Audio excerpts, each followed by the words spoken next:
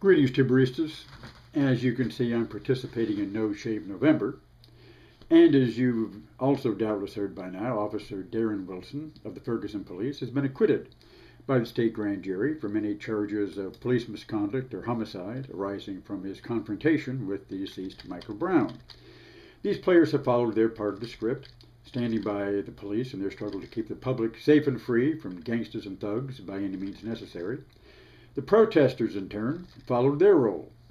Angry pressure from the street exploding into irrational acts of random violence to vent their outrage at yet another example of their impotence, their immateriality, before the holders of power in an allegedly representative democracy. It's easy to see the mentality at work in the grand jury, their desire to stand by the law and above the mob in the street and not to seem to be giving in to it.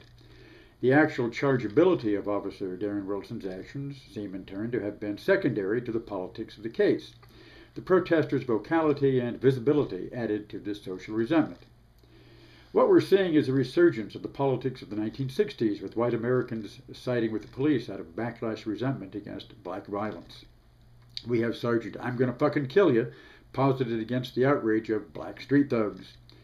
But it's more than just a street theater reenactment of the 1960s. There's a larger context at play in the nature of this police confrontation with citizens. It's what Malcolm X, referring to the original Civil War of the 1960s, called chickens coming home to roost. He made that statement in a speech of December 1963 in reference to the assassination of President John F. Kennedy.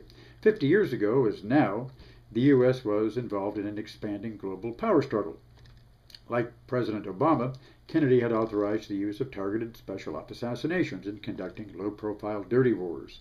But, as now, the expanding collateral demands of occupation, of snuffing out the commies, the terrorists, etc., led to entire national populations being seen as the enemy. The only good gook was a dead one, harking back to the original conquest of North America itself. The emergence of SWAT teams was an outgrowth of Vietnam tactics brought home to American society in policing the Viet Cong of America's own cities. Since the so-called War on Terror, we've seen the militarizing of American police rise exponentially. What began in the 1960s could not then override the liberal bourgeois tradition of civil law. But since the end of the Cold War, we've seen this tendency creep from the margins into center stage. The American president orders things done that were stopped as shameful atrocities a generation ago. And the media and political establishment lets him get away with it. Anyone in Iraq or Afghanistan who resisted the barked order of an American soldier with a gun was treated as a terrorist, and the entire civil population of villages, cities, and provinces were put under the rule of many Sergeant I'm Gonna Fucking Kill Yous. It's not hard to see where I'm going, because the conclusion is obvious. The people of the United States are becoming as much the enemy as the villagers of Iraq or the rebel tribesmen of Afghanistan. They are to be browbeaten, surveilled, searched, questioned, and raided with no talk back allowed. In the name of what? Freedom? National security? This is one example of blowback, or chickens coming home to roost, to use Malcolm X's old folk saying. When the Brazilian army took power in 1964 and instituted its new national security state, General Gilberto Couta e Silva defined its founding concept as follows.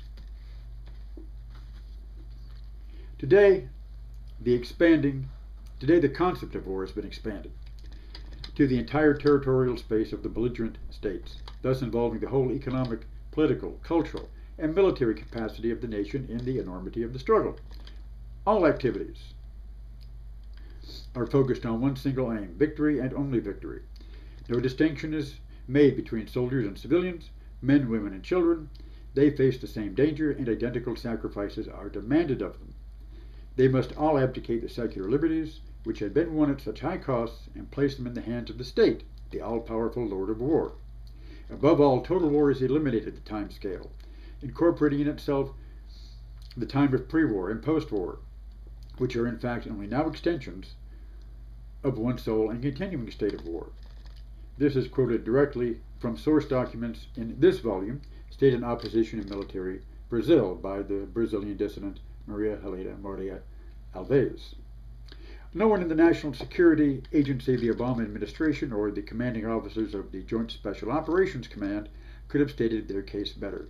What's good for the armed forces, national or local, is good for society. In fact, there should be no separation between them.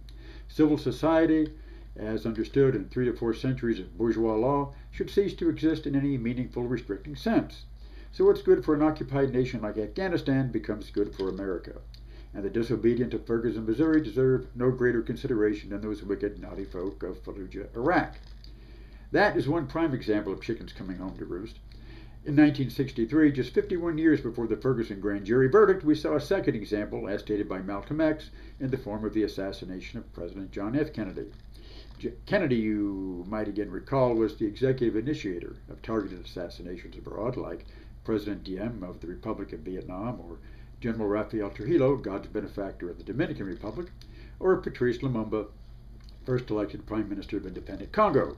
So, given the sheer hatred of President Obama by his opposition, and given his administration's track record, it might behoove the Secret Service to draw the lessons of history and ramp up their obligation to shield the Commander-in-Chief.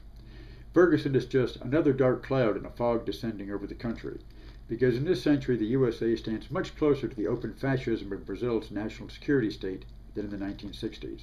At this rate, within a decade, we will see authorized torture in American jails to equal Abu Ghraib or Guantanamo, the ability of Sergeant I'm Gonna Fucking Kill You to make good his threat with no questions asked, with Ferguson becoming the new normal, with targeted assassinations happening in American streets to even American civil or political leaders.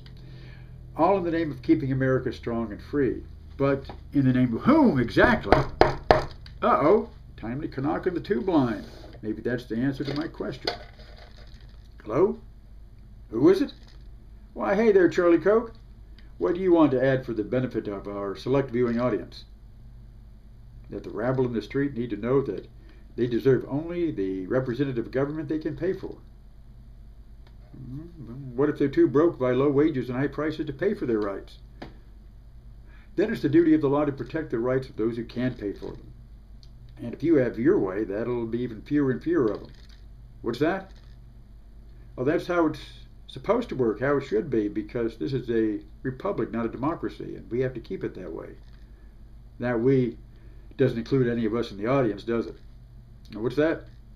No, I'm not in Ferguson, Missouri. Not in Fallujah, Iraq either. You don't have to be. Does the color of ants make any difference when you pulverize the mound?